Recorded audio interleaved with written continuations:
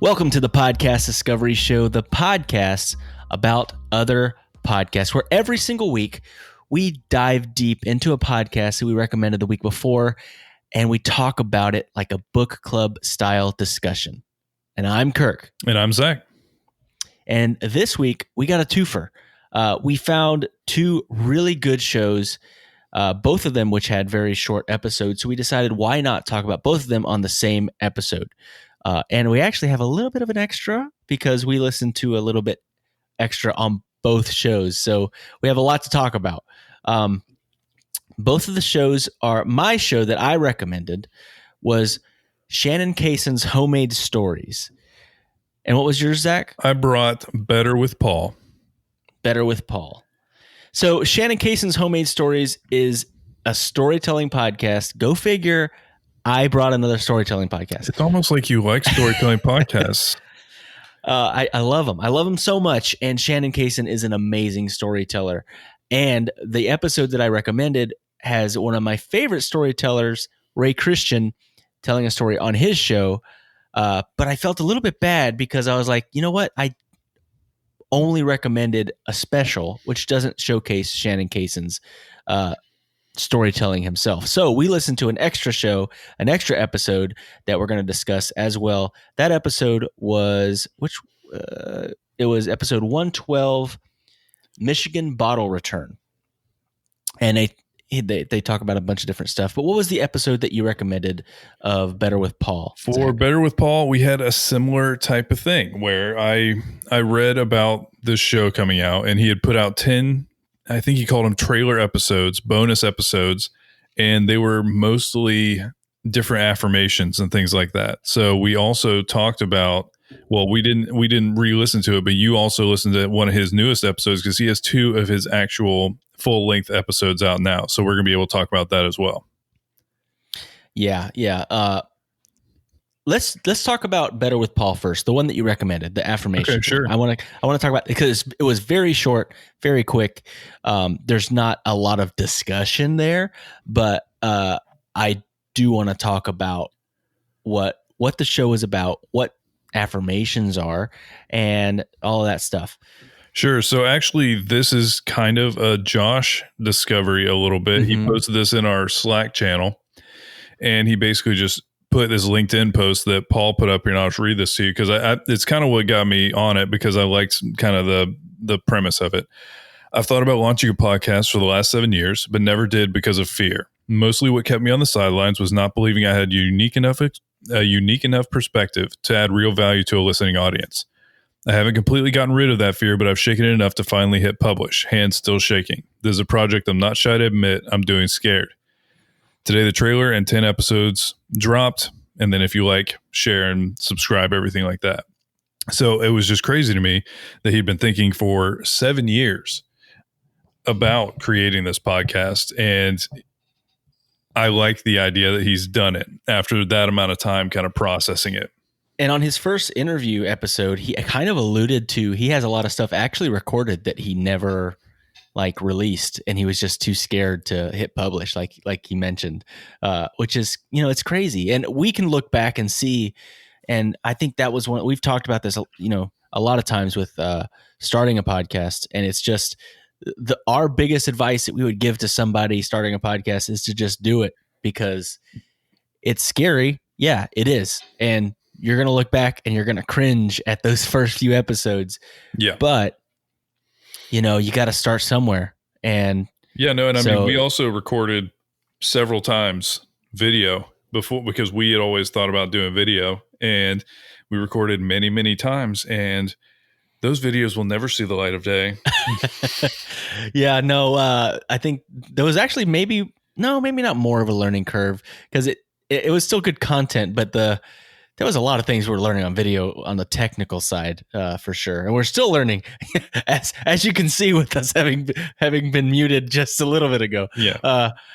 But no, I talking about affirmations and stuff. I've never really done it. I haven't either. Even looked into it very much. I get it. It's basically like the idea of like positive thinking, getting that in your brain. You just keep thinking about positive things, and you'll start to like manifest those things in your life.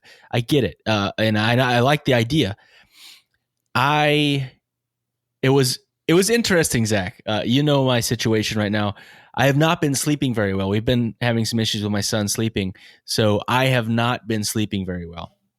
So I've actually started listening to these because they're specifically for bedtime, and they have helped me to be able to fall asleep quickly when I need to, because I feel like I have a newborn baby right now with my son. So it's like I need to go to sleep immediately to get that little spurt of sleepiness that I can get those hours in while I can get them. And normally my mind's racing and I can't get to sleep. But if you listen to this, you listen to these, and they're positive things, it's a meditative, concentrate on your breathing. He even talks about it. He does have the same intro every time. I will say I've listened to this like 5 times before going to sleep now. And I think at least 3 of those 5 times I did not get past the intro and they're only like 10 minutes long, which is that's a good thing. That's a good thing. He's talking and getting you to concentrate on your breathing and to it's essentially almost like a meditation. He says this is a mix between affirmations, meditation, and yoga. So you're an overachiever. I remember he says that every single time. That is right before I fall asleep. He says that. No, and that's the thing. It does feel meditative in a way, because I think that's a lot of times why people do mantras when they're meditating, is because then there's a thing that you're focused on. It's more about like directing thought. So if you're doing like an affirmation and you're directing thought, your mind's not running. No, that's the thing that I liked a lot, is because you're listening to him talk about things and he's telling you what to focus on. And that for sure has helped me to be able to go to sleep quickly and to feel good. Like I felt good waking up, like it felt special and different. No, and he also says in the show that he recommends doing it for a 30-day stint. So maybe I'm going to try.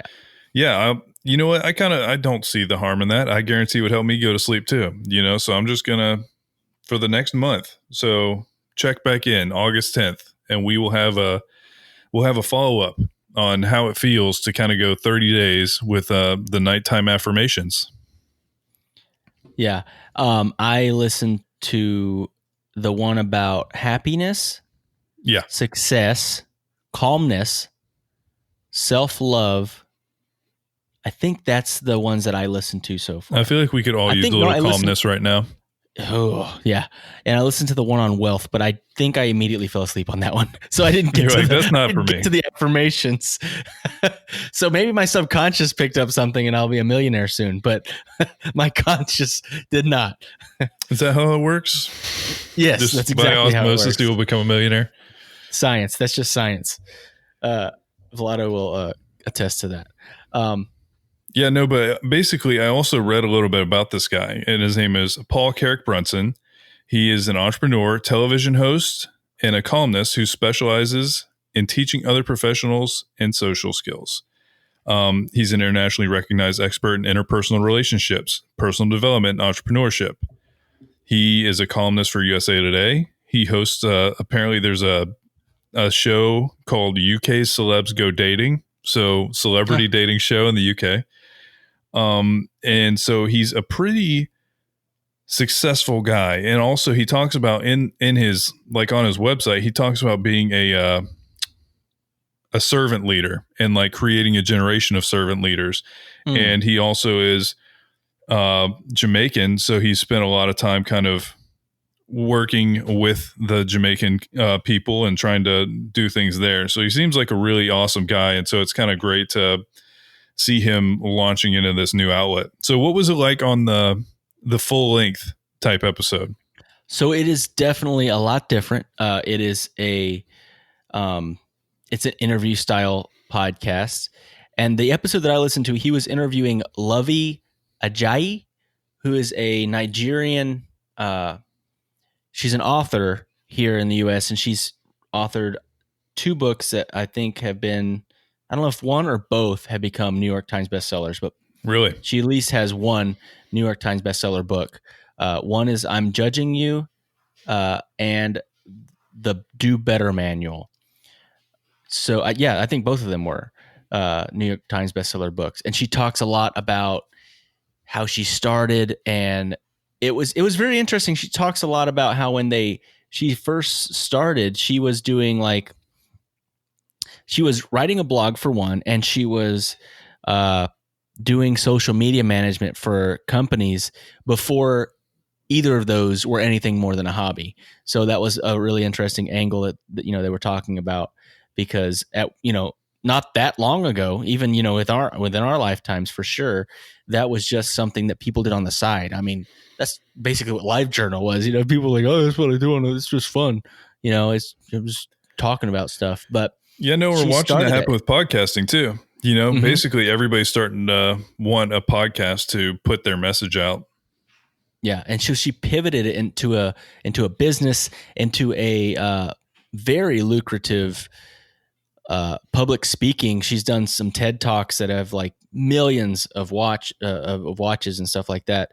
It's really interesting. She has a really cool story, and they talk a lot about where they're from, because he's Jamaican, she's Nigerian.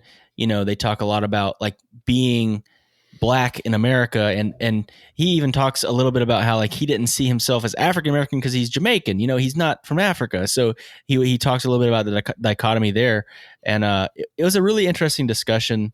And she is very outspoken about a lot of stuff, and it's really cool to hear a strong Black woman talk about some really heavy issues. I really liked it. Yeah, I mean, it definitely is something that if he's just going to go straight at it, that's great, because I mean, it's the time we're having this conversation on a national stage. The country is having this conversation. And I think that it's great that people are getting the chance to hear these voices finally. Yeah. So that was his episode with Lovey. That's what she goes by. And she sounds like a really, really cool author. I need to look into some of her books. But is it kind of self-helpish? I feel like it's got like a connotation now. It's not meant to be negative. There's a lot of very effective self-help books. They get kind of grouped in that category. Is it something like that? Because it sounded like, based on the names of it, it was kind of like bettering yourself. I believe so. I'm trying to read a little bit.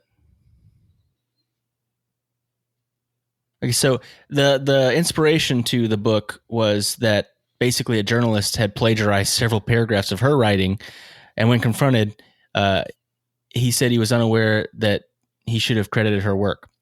So she basically got the inspiration to talk about returning to ethics and returning to a higher level of behavior for oneself and others, basically kind of taking responsibility for your own actions, which is something that I've had to be teaching my kids a lot lately. So, I think that America needs to be taught that as well. I think we all need to maybe look at our lives and be like, hey, man, maybe I need to be responsible for my own actions. There's other people that might be influenced. It's wild to me that affected. She wrote this book because a journalist didn't credit a source. It's like, okay, sure. Yeah, it's pretty interesting. But yeah, that was Better with Paul. So if you're interested at all in kind of him digging in with other entrepreneurs and people that are kind of in that space of bettering yourself, he's a very interesting guy. He's got a really interesting background, and I really do have high hopes for kind of what this show can do. Yeah, and I wish that he would have talked a little bit more about where you can find other affirmation like things like that, because he's got like 6 or 7 on there. I thought it was 10. I did like Is them. It not? Was there 10? I don't know. I didn't count. But yeah, there's bedtime and mornings. So I didn't know those mornings. That's the difference. But yeah, I mean, that's something that I want to maybe, and it wouldn't be that big of a thing. It's not difficult to, put your phone. A lot of things have timers now. I don't know if Spotify does, but I know some of my book where I can listen to audiobooks, they have like a timer where you can set a timer. I want to fall asleep listening to this book. And so that'd be perfect. Put one of those on, set a timer, just go to sleep listening to positive things, and hopefully wake up thinking about positive things as well. I think it's a good thing. It's all around net positive.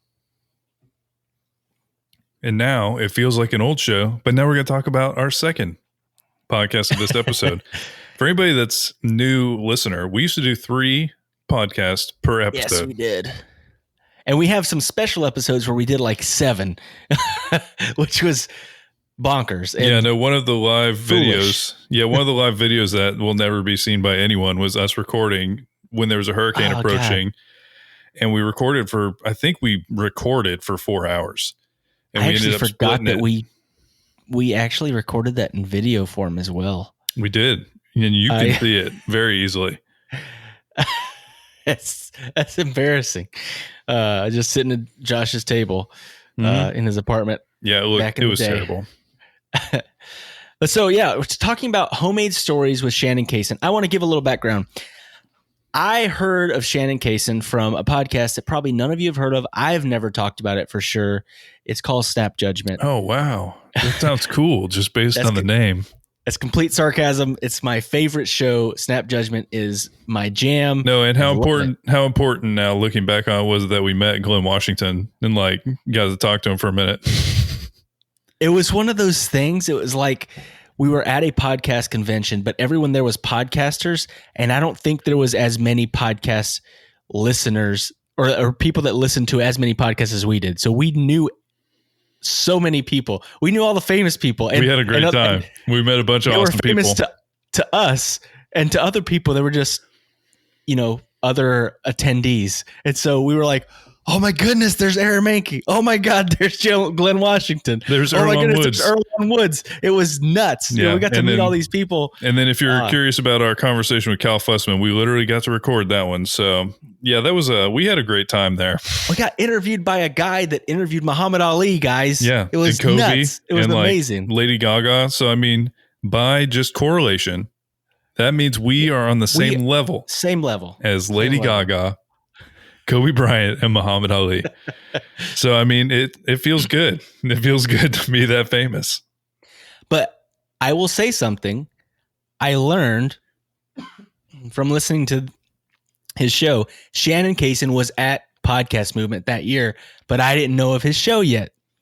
Oh, was he? So we probably crossed paths and we didn't even know it. There's a chance of that. There was a lot of people there. There was a lot of people there. It was pre-COVID, so the world was different. So when I first heard about him on Snap Judgment, it was on one of the most recent episodes. I think I'd heard his voice before telling a story, but he told a story in one of the most recent episodes about like police brutality and all that kind of stuff. And it was such a powerful story because he was, and I've learned this from listening to his show, he was a very like straight-laced good kid. Like he was a Boy Scout. Like he was a very good kid, but he grew up in a neighborhood that was a little bit rougher, and there was other people that were not, as law abiding per se. And so like he told this story about, he would always go to the corner store on his way to the Boy Scout meeting, and get, a drink and some candy. And he talks about they did a drug bust and they grabbed him because he was there, and they just assumed that he was part of this, drug thing. And he was only like, I don't know. What was crazy is I think he was like the age of my daughter, like 11 years old or something like that. He was very young, and he was literally going to get a soda and a candy on his way to his Boy Scout meeting. And he talks about the cop slapping him in the face and saying, "What were you doing there?" And he's like, "I was getting candy on the way to my Boy Scout meeting." And he slaps him in the face and says, "Tell me the truth," because the cop didn't believe him that he was on his way to his Boy Scout meeting. And it's ridiculous. He ended up because he didn't want to get slapped again, saying, "I was buying drugs." And it was just such a heartbreaking story, but he's such a good storyteller. And that one, it shook me. I'm not going to lie. Sure. But he's a good storyteller. And when I heard about his show, I went and I listened to some of his episodes, and I just fell in love with the dude's storytelling style. He's got an amazing voice too. He's got that like storytelling voice. Definitely. And I would equate his show to being a lot like what Speak Up, they talked about, what was it, Homework for Life? Mhm. It's a lot like that. Yeah. He has a lot of stories that are very, you would almost think of the experience being somewhat mundane, but he has a way of painting in the picture and giving context to the story to where it's very compelling and interesting. I mean, I think there's an episode on there. I think it's called like the smoke alarm or something. And it's literally, that's the first episode I listened to. And that's when I realized this dude can tell a story, because I was riveted the whole time. And then when I looked in retrospect, I'm like, that whole story was about some smoke alarms going off in the middle of the night in his house, which I think everybody's had. First of all, why do smoke alarms always have dead batteries in the middle of the night? It is always in the middle of the night, isn't it? I don't know. But yeah, that's what that story was about. And it was amazing. And so that's when I was like, this guy's got some storytelling chops. At the same time, the episode that I recommended is actually not told by Shannon Cason. And that's why I wanted to listen to an extra episode. And that one is told by Ray Christian, who also has a podcast called What's Ray Saying, which is very focused on Black history, and in particular Black history that's not told, which is a lot of it.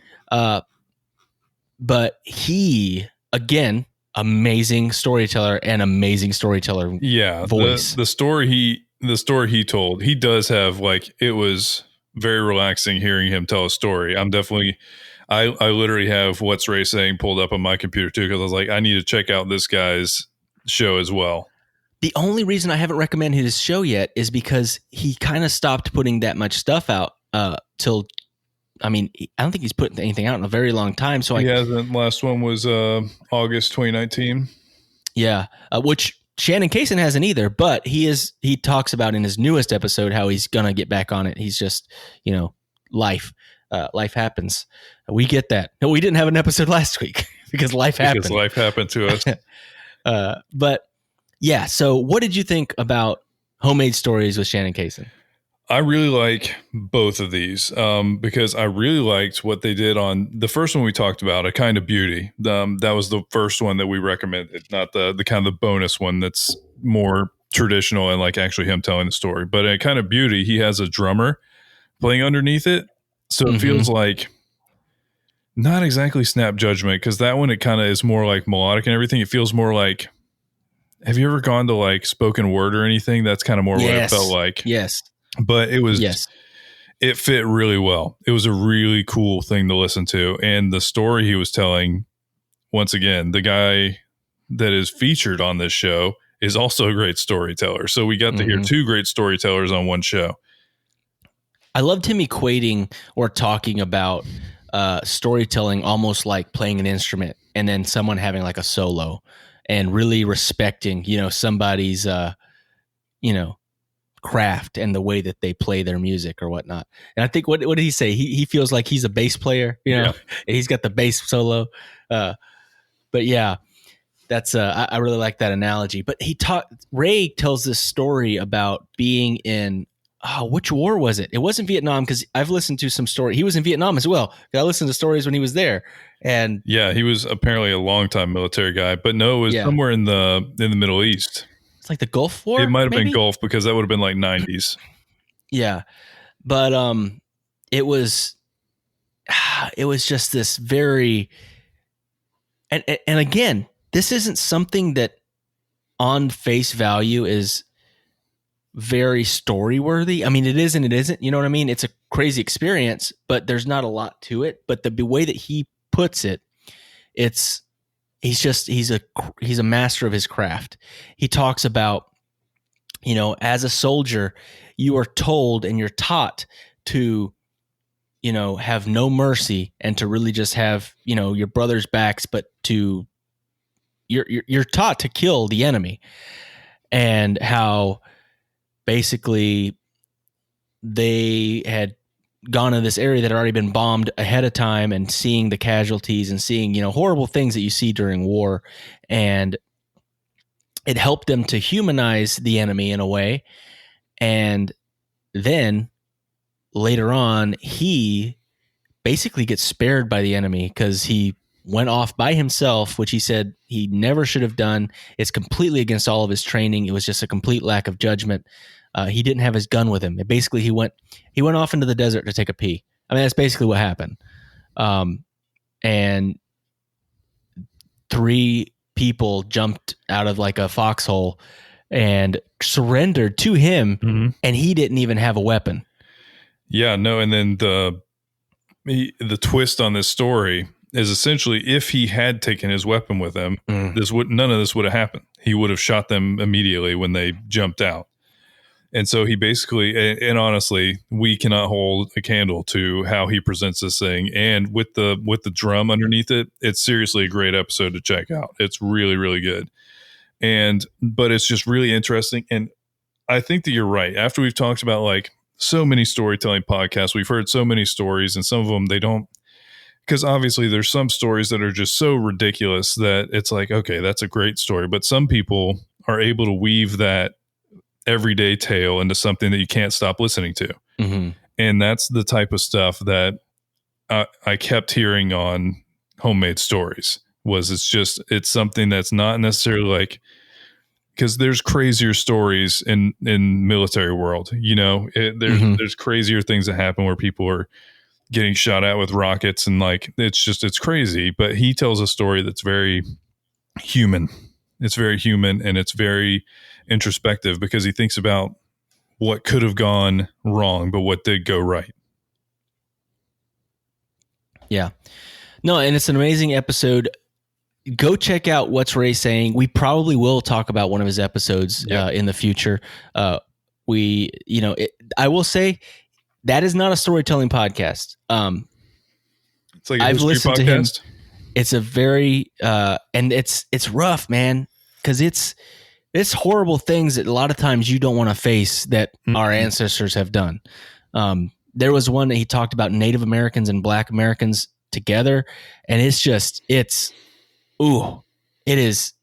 heart-wrenching. Yeah. And it's just, there's been some atrocities that have happened, and it's just sometimes you wish they didn't happen, but you need to be informed so that the history does not repeat itself. Yeah. So it's very important. But yeah, I think one day we'll listen to one of his shows. But the second episode that we listened to, which was a kind of a bonus, we didn't recommend it, so I'm sorry. This is on me. What happened? Okay, this is what happened. Me and Zach, right before recording, we're like, "You got a recommendation?" Like, yeah, I got a short one, so I might recommend 2. He's like, well, I got a short one too. Let's just both recommend 1. So that's what we ended up doing. And I picked one of my favorites because I had like 2 written down, and I didn't realize at the time that I had picked the Shannon Cason episode that didn't actually feature Shannon Cason telling a story. Because the 2 that I had one was with him and one was with Ray Christian. So it would kind of spotlight both. Just, things didn't happen the way they wanted them to. So here we are. So I felt bad. So I'm like, Zach, we got to listen to an episode where Shannon Cason's telling a story. And so we can recommend that one. And, it may be a little bit late, but we can still discuss it and talk about it a little bit. So right before we recorded, me and Zach both listened to it again. Like I said at the beginning of the episode, it was episode 112, Michigan Bottle Return. And this was a story told by Shannon Cason. And man, there's just so much. Is soul something that you can have in a story? Because it definitely does. It just has this it takes me back to a simpler time. And it was great. Goofing off with your cousins, because he talks about spending summers with his cousins, and I think what his quote was, cousins are just friends with a little bit of blood shared. Yeah. And so it's like, that's exactly what he said. It's pretty accurate. And so it definitely took me back to just summers hanging out with my cousins and goofing off. Yeah. And just a simpler time. And he talks about basically the premise of the episode is they would at his cousin's house, his aunt and whatever, they would put all the empty bottles in a crate in the basement or whatever. And every 2 weeks, the kids would go over there. They'd essentially just steal all the bottles and go sell them because they were 10 cents each, to give back. And they were talking about how in Michigan, that's the only place that still does that, but they do it. And so he got like $3 and some odd cent, and he went and bought a bunch of candy. And man, it just reminded me of like how excited you would be to be able to have a little bit of money to buy candy back in the day. I think it's just about Things the have choice. changed so much, man. No, it's still the same. If you give Mason $5, you're like, go pick out any candy you want. And it's He's not gonna losing his pick it. mind. He's gonna buy what, Robux or Fortnite dollars or whatever. Oh, would he? What, Fortnite dollars? That's not what they're called. That's a terrible branding name. Fort Nickels. Fort Nickels. Okay, not that it should be 100%. So I will say I did pick out from his story. I wish that he was my friend growing up because I did not like any of those banana candies. So if I ever got anything that had like an assortment of candies, I would have given him all my bananas, and he could have given me all the peach or strawberries or watermelon candies. I love artificial banana flavor. Oh, I hate it. Oh, I do not like it. I don't like it at all. But he loves Faygo Peach, and Faygo Peach is awesome. Yeah. Juggalos love it too. They do? Oh. Yeah, I think that's a Juggalo thing is Faygo. Maybe it's in my blood to be a Juggalo. I don't know. Don't let your dreams be dreams. That's the Insane Clown Posse, folks? Yes. It is. Okay. It is unlistenable. I can't even say it. Terrible. Okay.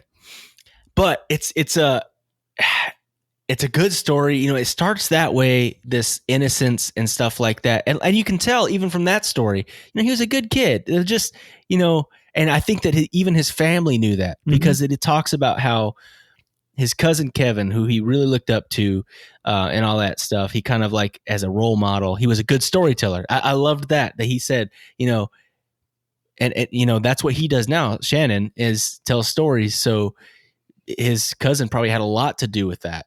But his cousin Kevin was a very big influence on him. And the story kind of takes a weird turn at the end where he's talking about basically there was a crime going to be committed.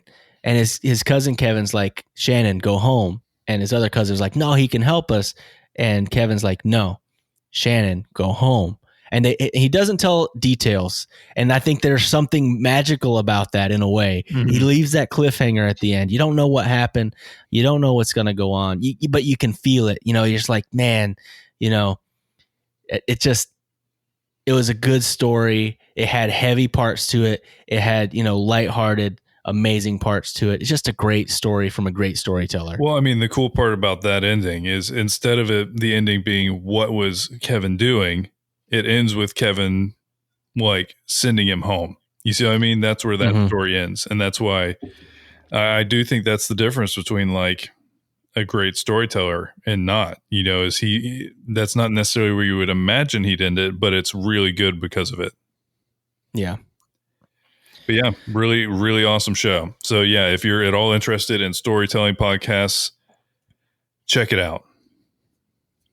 Yeah. So yeah, go check out Better with Paul and go check out Homemade Stories with Shannon Cason. Actually, I think it's Shannon Cason's Homemade Stories. Yes.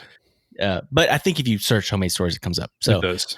But yeah, both amazing shows, and I think they're shows that we need right now. Just like positive stuff. I really liked the affirmations. I think that was really cool. I haven't done any of the morning ones yet. I need to do that. That's literally why I did it, because I feel like, I don't know, right now it's just heavy in like every way possible. God, yeah, it is. So it's like, look, if you can take 10 minutes a day and just do some affirmations and just unwind a little bit, that seems like a win, Even if it makes your day even like 0.5% better. With how bad things are right now, I feel like every tiny little bit of incremental increase in joy that we can get, we got to take it. We got to capitalize on it and do something with it. So yeah, just there's nothing to lose. Go check it out. So that brings us to this week's recommendation. I have a recommendation for you, Zach. I wanted to recommend the whole series, but there's 8 episodes and they're 45 minutes each. So I think that might be a little too much. It's one day for Kirk and too much for everybody else. Yes, you're not wrong. But the name of the show is Wind of Change. I think I actually heard it as a commercial. So commercials work. I think I heard it on Reply All as a commercial. So really, Reply All works. Yes, it definitely works for me. But it is a very interesting story about a song that I'd never even heard of. Have you ever heard of the song Wind of Change? I was about to say that sounds familiar, but no, I don't. By the Scorpions? By the Scorpions. Yeah. They do like Rock You Like a Hurricane, right? Yes. You're right about that. I don't know if I've heard Wind of Change. It's one of the most popular songs in the world. Really? It's not hugely popular in the US, but it's one of the most popular songs in the world. So the interesting take about this, and I'm just going to read the synopsis real quick. It's 1990. The Berlin Wall just fell. The Soviet Union is on the verge of collapse, and the soundtrack to the revolution is one of the best-selling songs of all time. The metal ballad, The Wind of Change, by the Scorpions. Decades later, journalist Patrick Radden Keefe heard a rumor that the song was written by the Scorpions that was not written by the Scorpions. It was written by the CIA. This is his journey to find the truth. Wind of Change is an original series with Pineapple Street Studios, Crooked Media, and Spotify. So basically, this whole thing is about how there is this rumor, and he digs deep into it about spoilers. This. I'm not going to spoil it. About this extreme, one of the most popular songs in the world was written by the CIA to help bring down the Berlin Wall. I mean, awesome. Honestly, I'm already pretty hooked because I need to know now. Like, it feels like a true crime show without like crime. It just feels like almost like a spy. It's so good. It's good. No one has to get murdered in this story. It's all about that mental stuff. But yeah, no, it sounds great. And I guess that's it for this week. And remember, there's always more to discover. Thank you for listening to the Podcast Discovery Show. We have a few things we'd like to tell you. First, we would love to hear from you on Twitter at the PDS Official or in our Facebook group, the Podcast Discovery Club. Secondly, leaving a rating or review on iTunes helps tremendously in giving us visibility and also visibility to the podcast that we recommend. You can also check out our Patreon page to get exclusive bloopers, old episode archives, and other exclusive content while supporting the show. Finally, seriously, get in touch. We'd love to hear from you about what you love about podcasts. And thank you for being a part of all of the things that we do. This was a podcast from the Podfix Network. You can check out more shows like it at podfixnetwork.com.